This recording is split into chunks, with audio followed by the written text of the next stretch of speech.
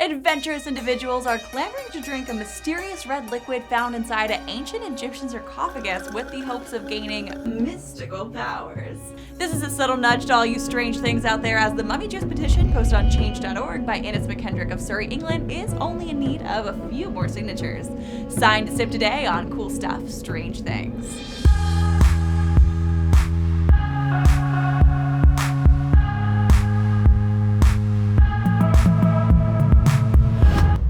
Kendrick, a video game producer, is imploring the King of Skeletons in Egypt to allow people to drink the red liquid from the cursed dark sarcophagus in the form of some sort of carbonated energy drink, so we can assume its powers and finally die.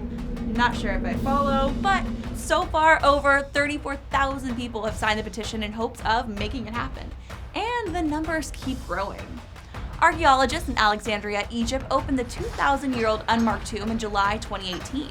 The ancient coffin, made of 30 tons of black granite, is the largest stone sarcophagus ever discovered in the Mediterranean port city. Some believe that the 8.5 by 5 foot tomb was cursed and opening it would mean certain doom. Others hope there would be a giant mummy inside, or that it would contain the remains of Alexander the Great. Instead, researchers found 3 skeletons floating in a crimson sewage-like substance. They soon determined the bodies were of 2 men and 1 woman stacked on top of each other.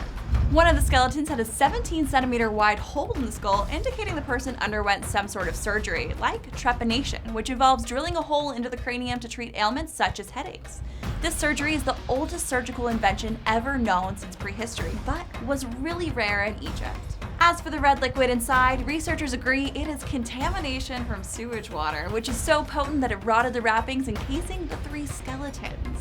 It's safe to say that most people avoid coming into contact with, much less drinking, wastewater. The people who signed the petition may want to reconsider consuming that red goop. Instead of obtaining powers from the dead, they are more likely to acquire a virus, bacterial infection, or disease from the juice encompassing those decaying bodies. For several hundred years, beginning in the 16th century, many Europeans consumed remedies containing human bones, blood, and fat as medicine. For example, skull was taken in powdered form to cure head troubles. Believe it or not, 17th century brain science pioneer Thomas Willis brewed a drink for internal bleeding that mixed powdered human skull and chocolate.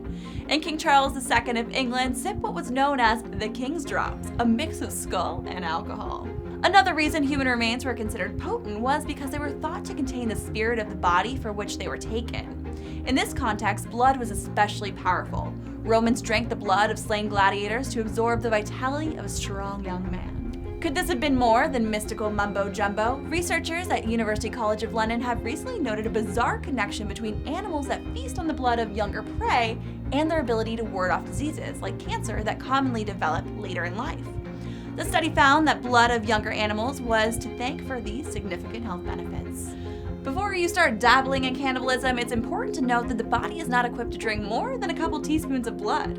Any more than that could trigger an iron overload and cause problems with your liver, heart, or pancreas. Everything in moderation, right? I'm Sabrina Seek, and I'll be back next week with more cool stuff and strange things.